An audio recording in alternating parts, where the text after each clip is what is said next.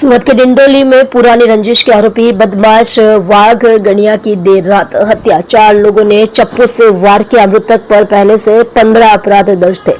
सूरत के नवागाम डिंडोली में शनिवार देर रात एक सिरफिरे व्यक्ति बाघ गणिया की चप्पू से वार कर हत्या कर दी गई। पुलिस को संदेह है कि हत्या पुरानी रंजिश के चलते की गई है। नवागाम डिंडोली के जगदम्बा नगर के पास एक सिरफिरे गणेश बाघ को चप्पू से काट कर मार डाला गया।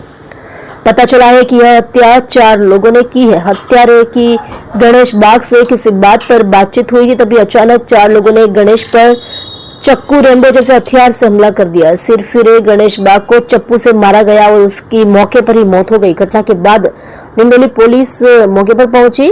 उधर पुलिस ने हत्या के शक्मंद आरोपी सुका समेत 4 लोगों की तलाश शुरू कर दी है।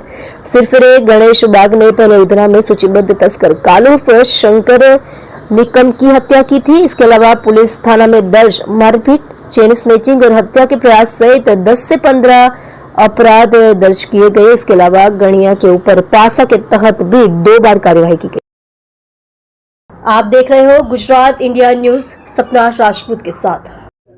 आज रोज डिंडोली पोलीस स्टेशन विस्तार में जगदम्बा नगर सोसायटी में हत्यानो एक बनाव बन्यो छे। आ घटना अत्यारे सांजना 8:30 आसपासनी छे। आ घटना में जे मरण जनार है एनु नाम गणेश वाघ है।